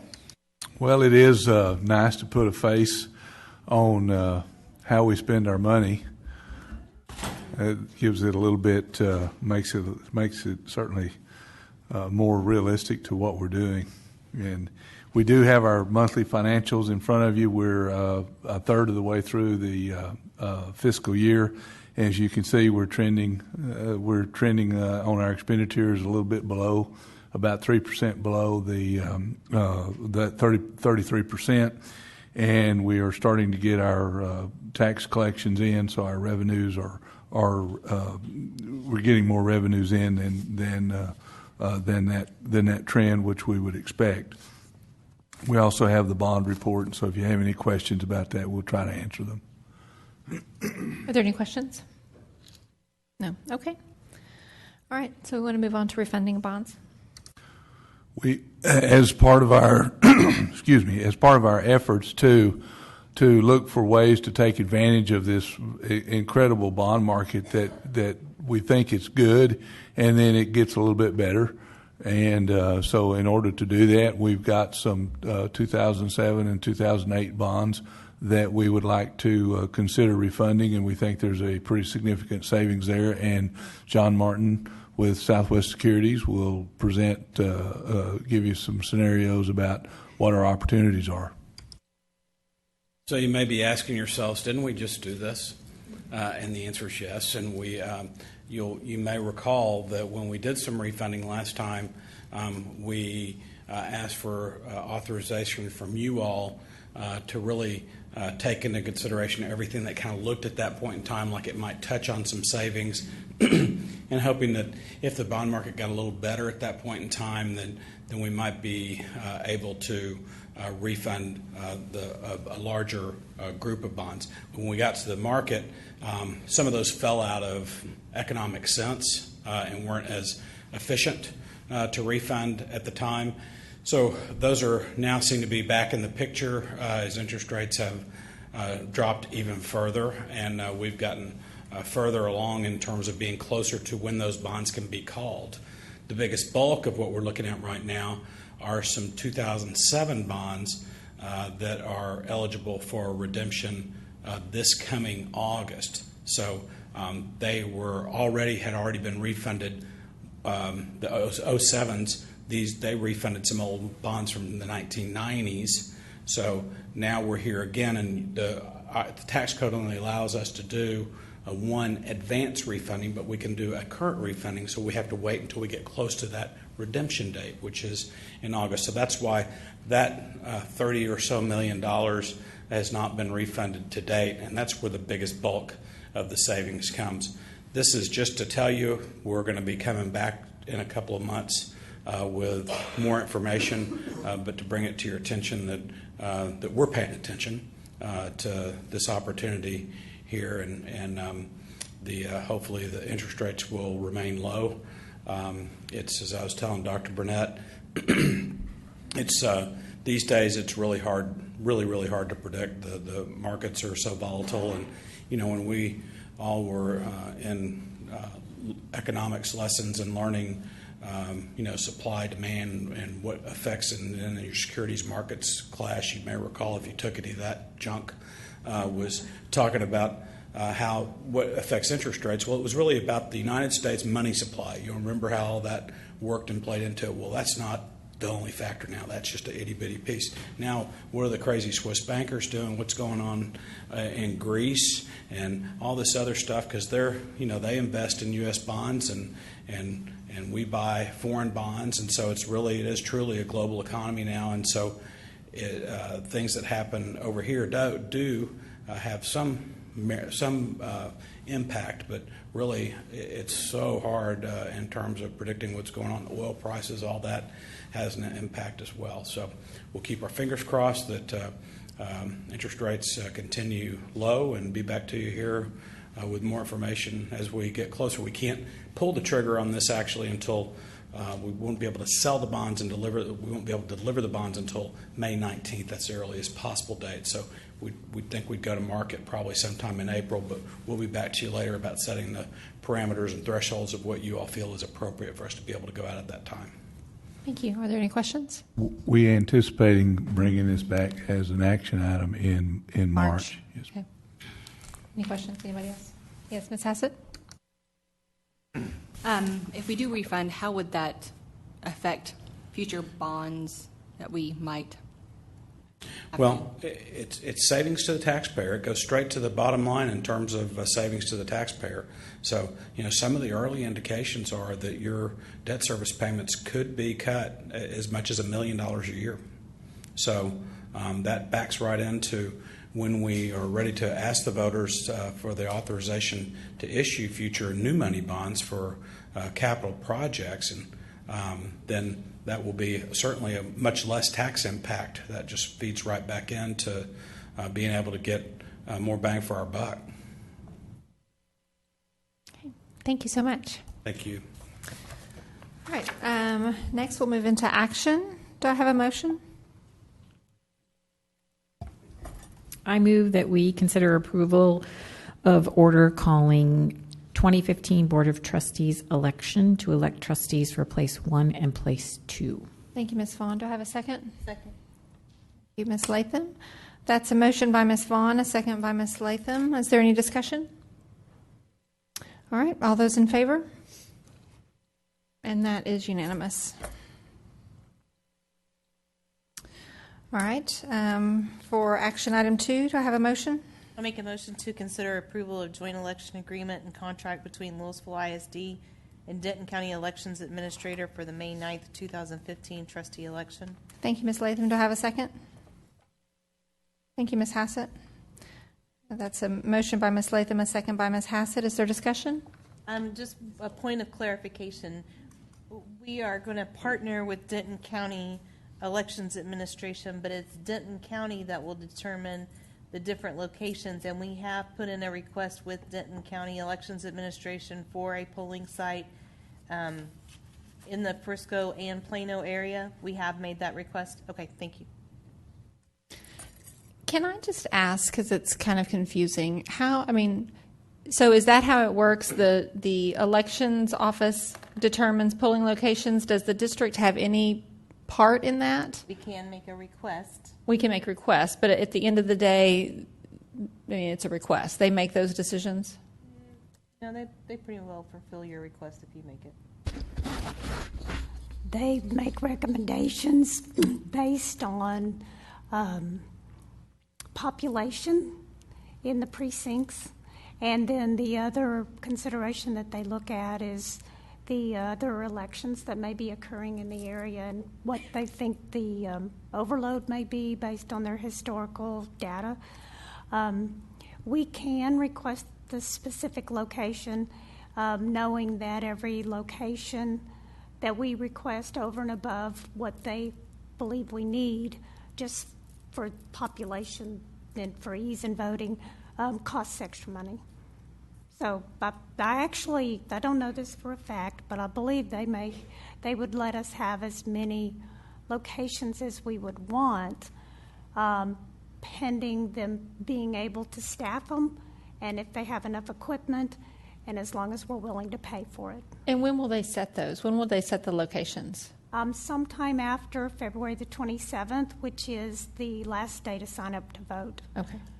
So then they'll know which entities will actually have elections and which ones will not. Okay, thank you. All right, any other questions about that? All right, all those in favor? And that's unanimous. Do I have a motion for item number 3? I make a motion to consider approval of joint election agreement and contract between Lewisville ISD and Tarrant County Elections Administration for the May 9th, 2015 trustee election. Thank you, Ms. Latham. Do I have a second? Thank you, Ms. Cox. That's a motion by Ms. Latham, a second by Ms. Cox. Is there discussion? Okay, all those in favor? And that's unanimous. All right, and then do I have a motion for number 4? Make a motion to consider approval of Board Policy DC Local Employment Practices. Thank you, Ms. Latham. Do I have a second? Thank you, Ms. Vaughn. It's a motion by Ms. Latham, a second by Ms. Vaughn. Is there discussion? Is there discussion? Does anyone have any questions? Does anybody remember what this is?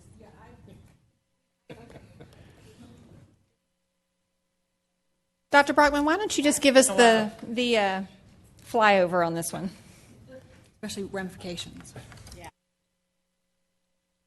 Okay, the 30,000-foot view.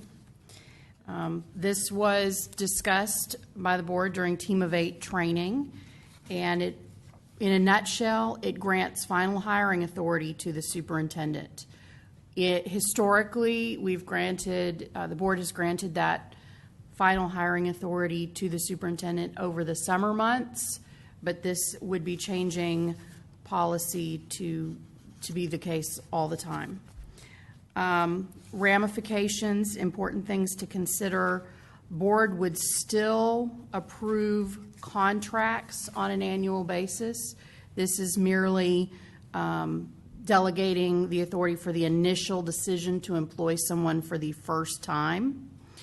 So it would not change the contract renewal pieces that we see in the spring. It also would not change any of the responsibilities when it comes to ending contracts, terminating contracts midstream. Those pieces would not change.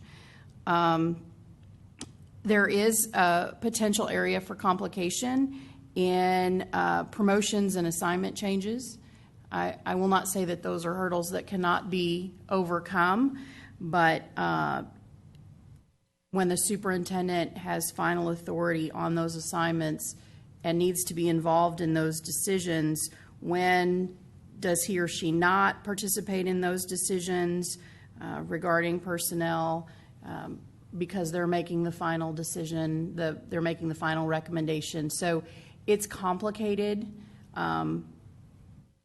This is something that large districts often consider, and some follow through with it and some don't.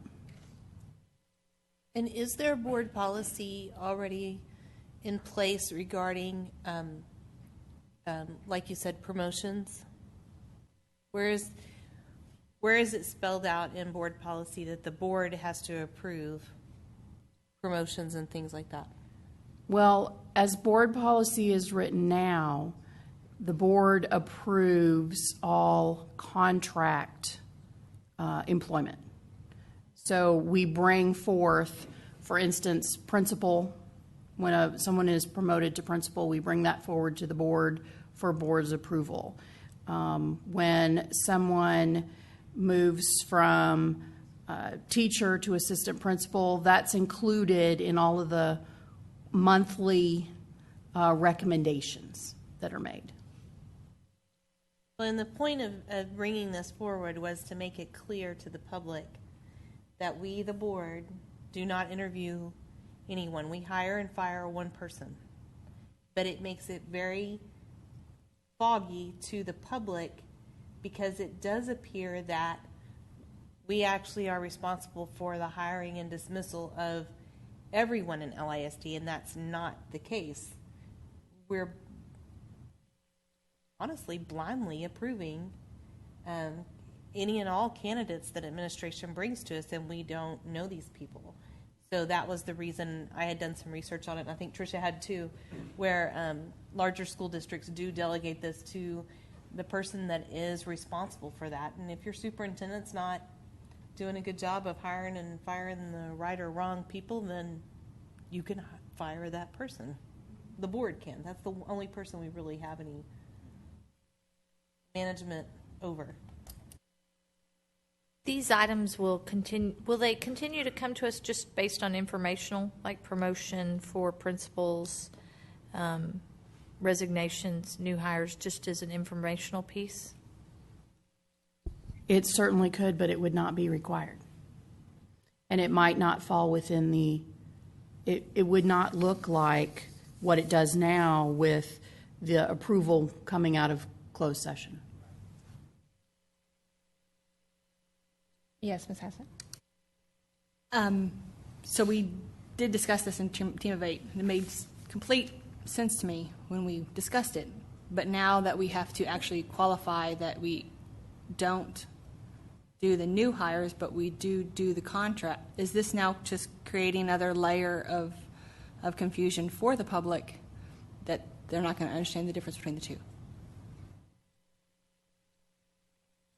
My concern.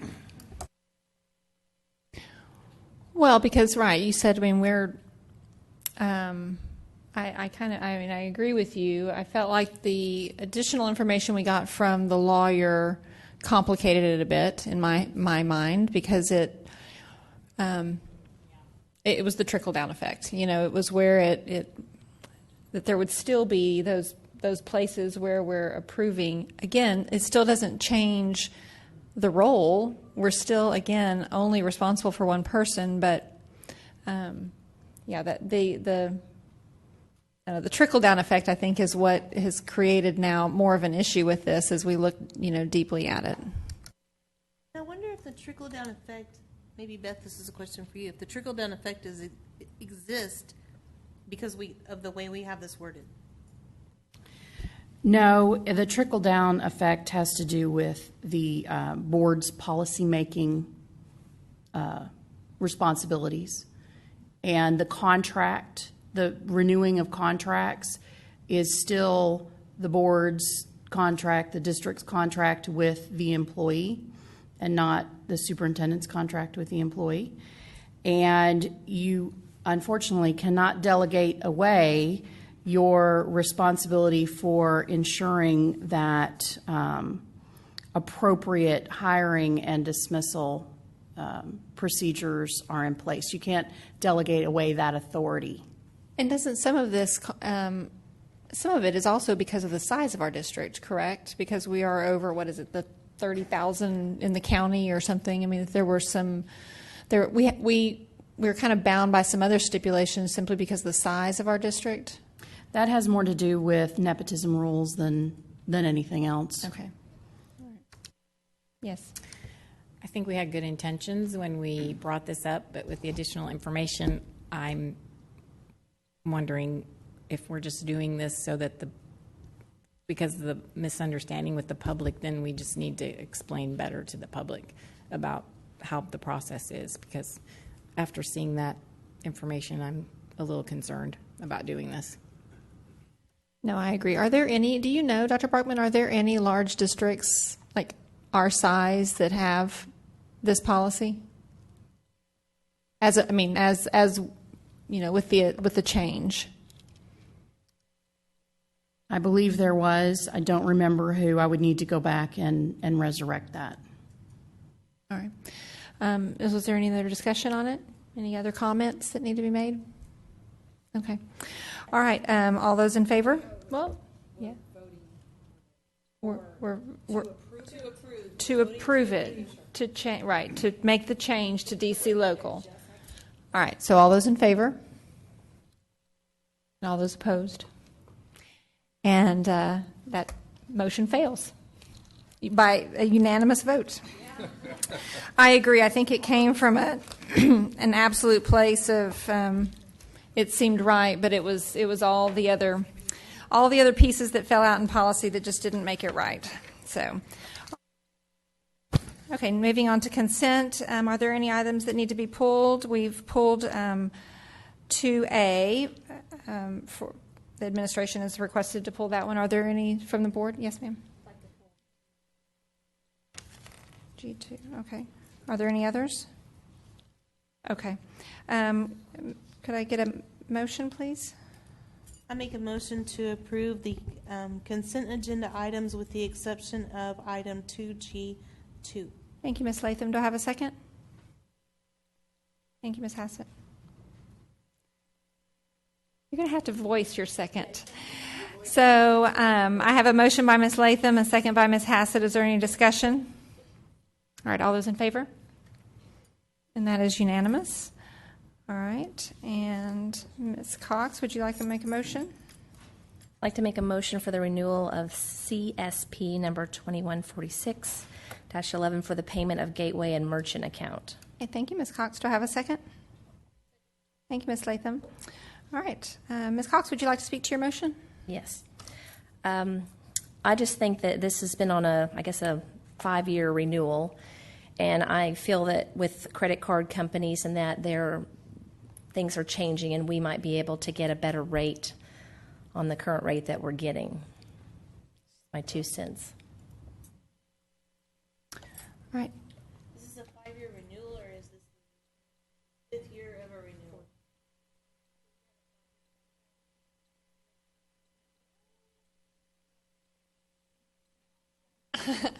You're in the hot seat.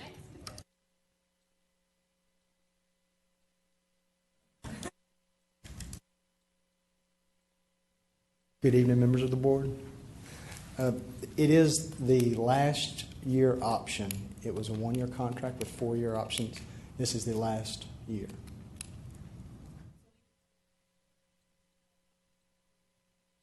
We would probably start in the early fall, that process, so then that we could go through. Right now we have food service, who use a large client, as well as the campus support services. Those are the 2 main clients. So yes, we would start that in the fall and then bring it to you probably December, January. Thank you. Are there any other questions? Will you just go over some of the rates, that we're currently paying? Yes, there's 2 different providers. We have RevTrack and we also have First American. First American predominantly provides that service for campus support services. RevTrack provides that service for food service, as well as AP testing and any type of fundraisers that go along with the campuses. RevTrack does a good job of setting up websites and how the money is being able to be brought into the campus and and then into the LISD bank accounts. So it is a little bit different. Probably RevTrack does a little bit more service. Their rates are a little bit higher, probably looking at about 3.3%. That number changes as how much is put in children's account. First American is probably running around 1.9 to 2%, but it all depends upon if you have a security code on the back of your credit card. If you put in a zip code, those rates adjust. It's kind of a moving target. I think we use RevTrack for virtual learning too, don't we? I think I've made payments for online classes on there. I think, yeah. Yes. Yeah. Okay. Any other questions, comments? Just a comment on that. So when we are contracting with these companies, are they on a 1 year for 5 years? Or? Every contract or every bid is on its own merit. This one specifically was a 1 year with 4 options to renew. If we didn't renew, then we would have to go back out immediately. With penalties? Is there any penalties? I don't believe there's any penalties, but I just think it's important that these options are visited frequently, because with the way technology and everything's changing, this is substantial savings. Even 0.5% could be a substantial savings to the district. Yes, ma'am. How do we evaluate those each year? Do we look at that and then? The end users, in this case, is food service and campus support. They provide a recommendation, going forward that they're looking at. And I know that at this time they're actually looking at different programs as well.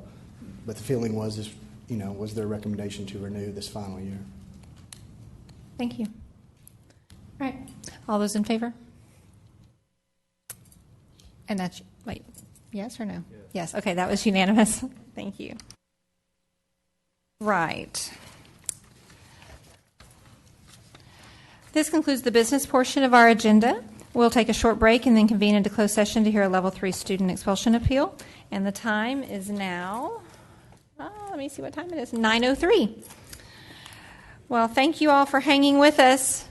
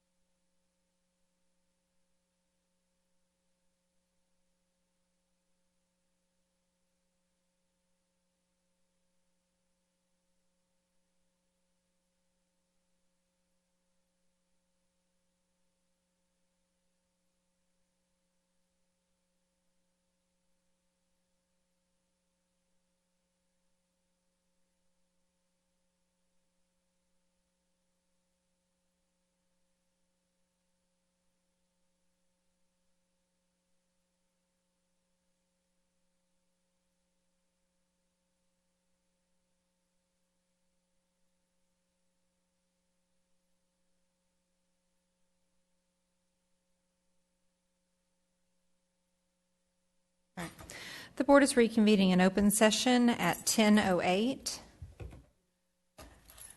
The board has heard the Level 3 student expulsion appeal. Is there a motion concerning the appeal? I make a motion to uphold the district's.